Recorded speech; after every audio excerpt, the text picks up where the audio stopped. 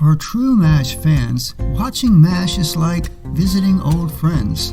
This is especially true for those of us who grew up in the 1970s and into the 1980s. True fans also know that Hawkeye, played by Alan Alda, early on became the focus of the show. This only intensified as the seasons went on through the 11th and final one. Perhaps unlike any other MASH character, Hawkeye inspires extreme opinions, often negative.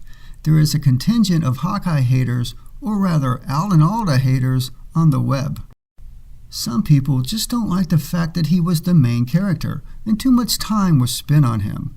Others don't like what they consider his preachy behavior, and by extension, Alan Alda's writing. That's a misconception that I'll address later on in the video. The question is, why did Hawkeye become the focus of MASH?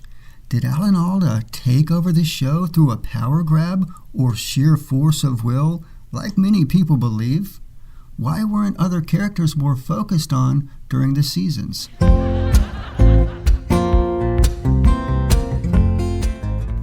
Trapper John and Henry Blake were and still are favorite characters for many fans, and Radar was almost universally loved. Why did these actors leave, taking these beloved characters away? According to many, it was because Hawkeye was becoming the main character, thus either taking screen time away from the other actors or making it difficult for their characters to be developed. Here's what you may not know. Hawkeye was always meant to be the lead character. The show creators Larry Gelbart and Gene Reynolds had every intention of making Hawkeye the central focus of the show. In fact, he was meant to be the editorial voice. Those who blame Alan Alda for McLean Stevenson's departure are unaware that Stevenson originally auditioned for Hawkeye, well knowing he was going for the lead character.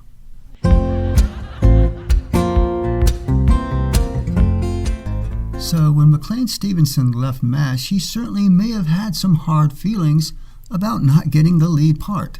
He was initially quite hesitant to take the role of Henry Blake when it was offered. You see, Stevenson always had grand ambitions of being a huge TV star. Taking a supporting role was not something he wanted to do. But the point is, once he finally did accept the role, he knew it was a supporting role. Henry Blake was never a lead character in any iteration of MASH, including the novel and the film. While it would be natural for Stevenson to hold some resentment for the guy who got the part, Alan Alda, it was Stevenson's belief that the fans were responding to him and not the character of Colonel Henry Blake that led him to depart. He thought that the American audience would just flock to a new TV show with him as the lead character. Unfortunately, all his endeavors in that area flopped. Stevenson himself admitted all this on more than one occasion.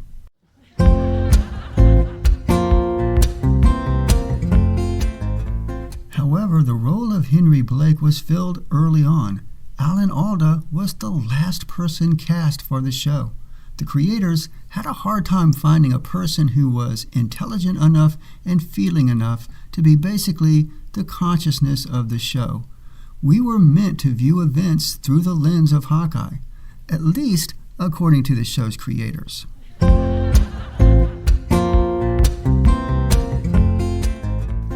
Wayne Rogers is known to have had some problems with many of the lines given to his character Trapper John McIntyre. He certainly wanted the character to be more developed. Again, many people blame Hawkeye and thus Alan Alda for his departure. If only so much attention wasn't given to Hawkeye, Trapper John could have been more than just a sidekick. It is also claimed that Rogers was upset that Trapper's role as a surgeon was diminished, since in the novel and film, Trapper was the only certified thoracic surgeon. In the show, Hawkeye was a thoracic surgeon or chest cutter, and Trapper was a general surgeon. Hawkeye was given the title chief surgeon, but it was Trapper who was chief surgeon in the novel and film. In the novel and film, Hawkeye was also a great surgeon, but also more of the class clown. In the series, Trapper became a sidekick to Hawkeye, although in terms of hijinks, They were partners, and it would be unfair to say that one was more of a prankster than the other. Wayne Rogers did do a screen test for the role of Hawkeye, but he himself decided to go for the role of Trapper, as he liked Trapper's personality more. Trapper was more outgoing and a bit less cynical than Hawkeye. While it is also claimed that Rogers was told that Hawkeye and Trapper would be treated equally as characters, it is unclear as to what extent this is true. Perhaps he was misled by the show's creators. Regardless, none of this means that Wayne Rogers had a beef with Alan Alda. The two never had a falling out, as many claim. Take it from the horse's mouth.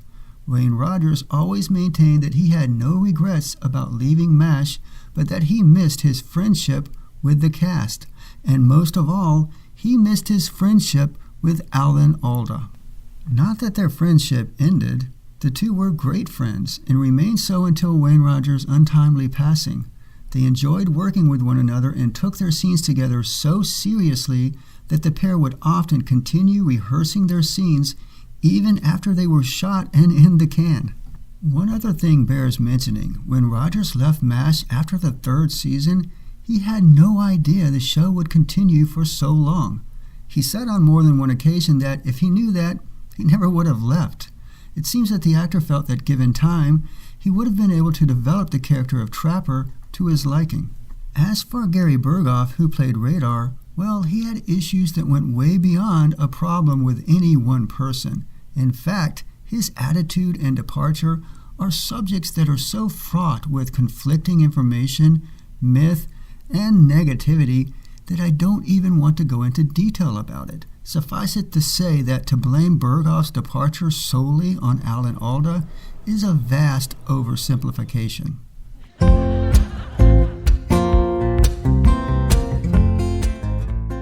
But let's talk about character development.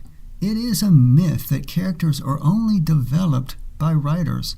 Actors are responsible for seeing to the development and the screen time of their characters as well. If you want the camera to pay attention to your character, you have to be a magnet for said camera.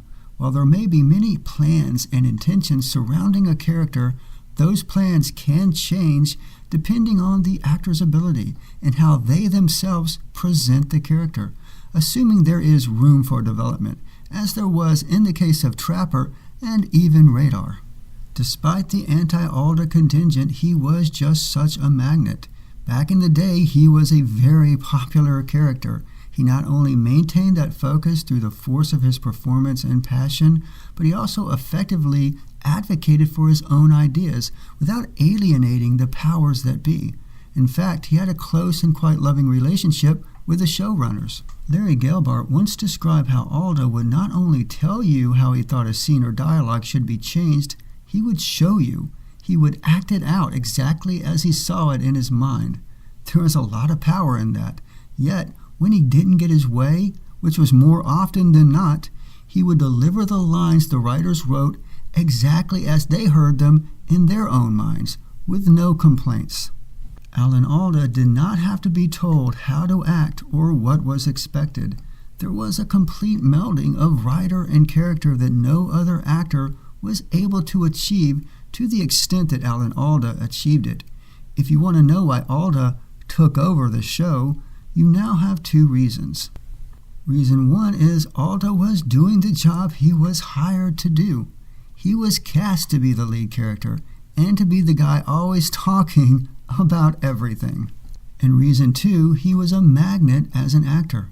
The camera loved him and he made it easy for the writers to write for him. Along the way, he showed his talent at working with the showrunners, advocating for what he thought his character should be, writing and directing. Other actors also wrote and directed episodes of the show, but not as many as Alda. I'll be the first to admit that some of the more heavily Hawkeye-focused episodes are my least favorite. Odd thing is, most of those were not written and directed by Alda. Those who bash the actor would do well to realize that when he himself wrote an episode, more time was given to other characters, not less.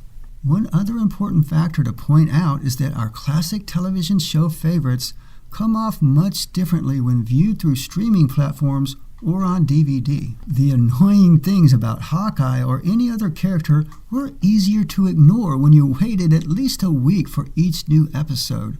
It was much easier to forget Hawkeye's antics from a few weeks ago versus a few hours ago while you're binging episode after episode of MASH.